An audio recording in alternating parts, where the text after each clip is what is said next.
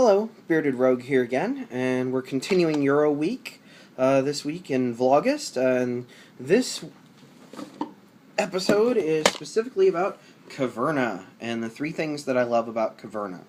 Caverna is a game that shares a lot with its spiritual ancestor, Agricola. However, I like Caverna more. Agricola was a game that I really enjoyed. I still really enjoy and would not turn down a play of Agricola. However, Caverna does a lot of things that I like more than the way that they're done in Agricola. And that brings me to the first thing that I love about Caverna, and that's the buildings. So, in Agricola, the first thing that happens is they hand you a whole mess of cards, and your job is to now figure out the strategy you are going to pursue for the entirety of the game at the beginning of the game using these cards. They're completely unique. They're all really neat, interesting abilities that let you kind of circumvent the rules of the game or change how the game plays for you. And you have to try to process all of that at the very beginning of the game. And that really killed a lot of Agricola for me. I know that a lot of the skill in that game is learning how to read the cards, evaluate the cards, and then use the cards throughout the game to your advantage. But for me, all it was an AP nightmare. Playing Agricola with new players, it could take forever to get started. Everybody's sitting there trying to read these cards and figure out how they're going to use them. And if you're a player who wasn't a new player, like, you would look at them all and start, laying them out in the order you were going to play them and determine which round you were going to play them in, and, you'd already built your whole plan for the whole game ahead of time. So it really eliminated a lot of the tactical decisions inside the game. Like, there was sometimes somebody would take the spot that you needed in order to orchestrate your plan exactly how you wanted to. But most of your decision-making was really front-loaded. And in Caverna, there's a lot more openness with the buildings being out. The fact that there's only one of each means that there's still that whole I can block people from their various strategies. However, it also means that I can spend the whole game looking at these and seeing how they could fit into the strategy that I have. So if the direction that I was going suddenly isn't open to me, I can shift gears and actually move in a new direction, and still benefit from that. It's not too late. If I've, gotten to the third or the fourth round of Agricola and I haven't used any of the cards in my hand, I'm probably not doing very well. Whereas in Caverna, I may not have bought any buildings other than ones that give me more workers, because I'm still gearing myself towards the strategy that I'm going to pursue.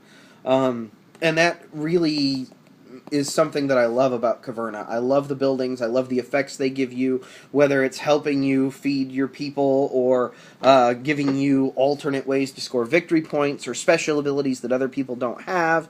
I love the buildings in Caverna, particularly over the cards in Agricola. Again, Agricola is not a bad game, and I still like Agricola, but that's something that I love about Caverna.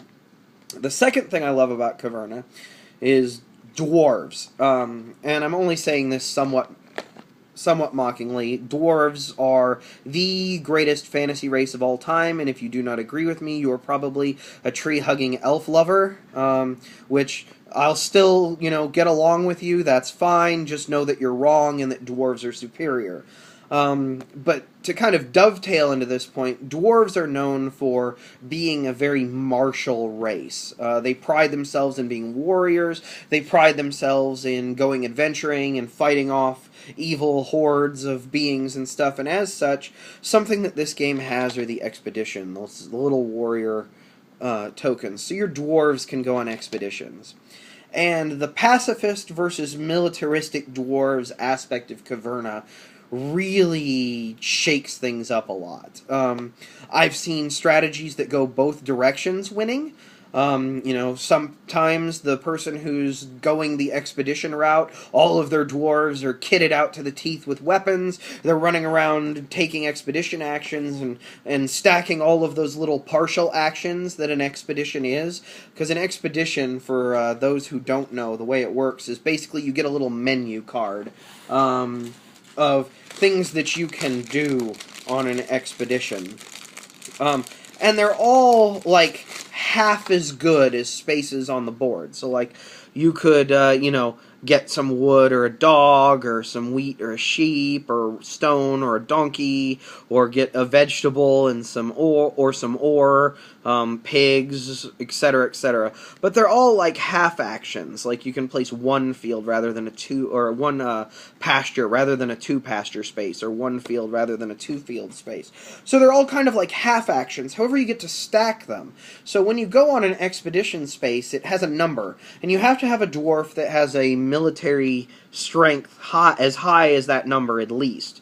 And then you get to take that many actions from the menu. And the menu is based on how strong your dwarf is. So if you have a level 14 dwarf, he can take any of the actions on this menu, and he can take a certain number of them equal to the expedition rating on the board.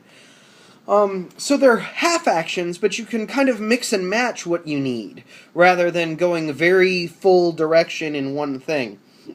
So even if you are going very full direction towards one thing with the rest of your stuff, the expeditions can kind of help you round out your strategy.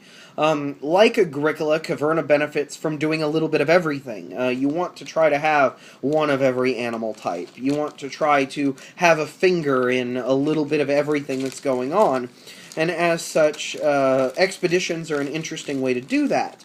However, expeditions can become highly contentious. If everybody in the game is trying to create expeditionary dwarves and go on militant campaigns to acquire everything, then the person who's playing the pacifist can kind of skate under the radar.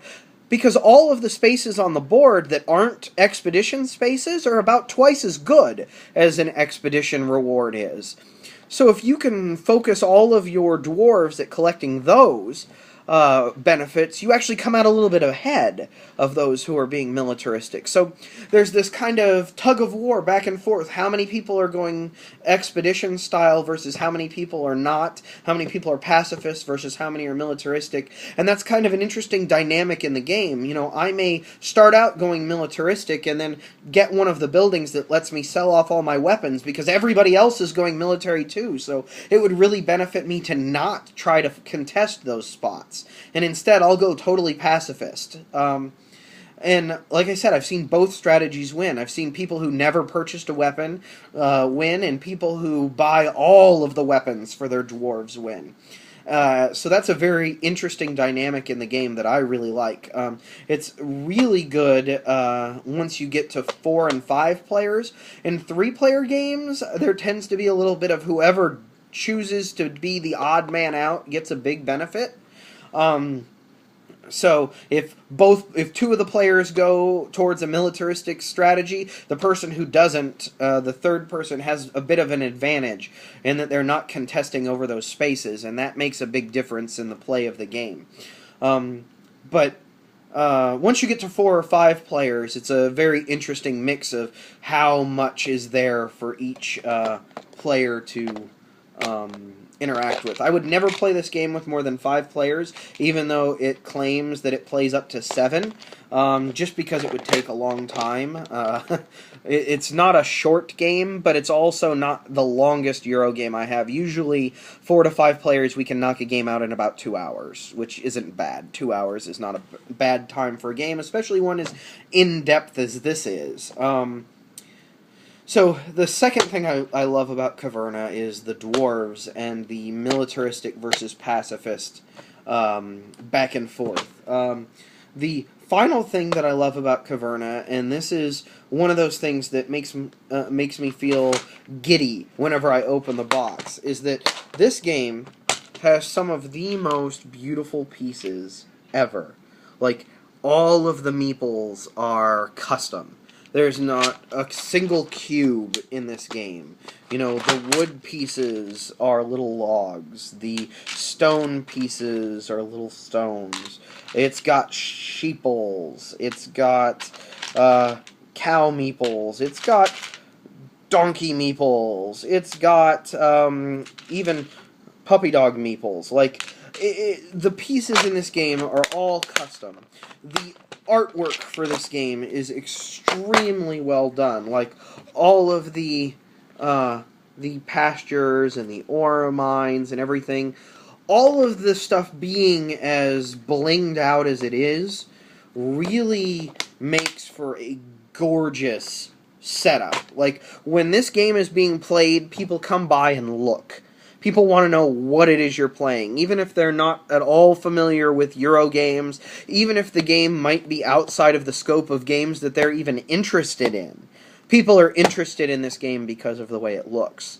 It has that Euro aspect of, I built this. Like, I can look down at my board at the end and I can see my little dwarven kingdom, my, cave area with all of my rooms and all of my specialty houses, all the rooms that my dwarves live in, and then all the specialty rooms that give me special abilities and things. And then I can look at all my fields and all the animals in my pastures and all the stacks of wheat and vegetables and everything. And it really, like, I can feel proud at the end.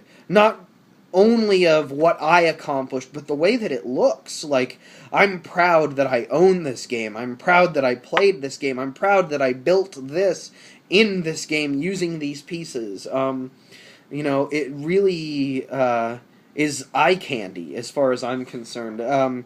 It's also, like, sensory candy, like just feeling it, the tactile nature of everything, the tokens that you place on your dwarves to note that they have weapons, the stacks of wheat on the field that you take off as you harvest, building the stacks of tunnels in your cave, digging deeper and finding rubies, and it's a game that delights my senses, and that's, it carries a higher price tag because of that.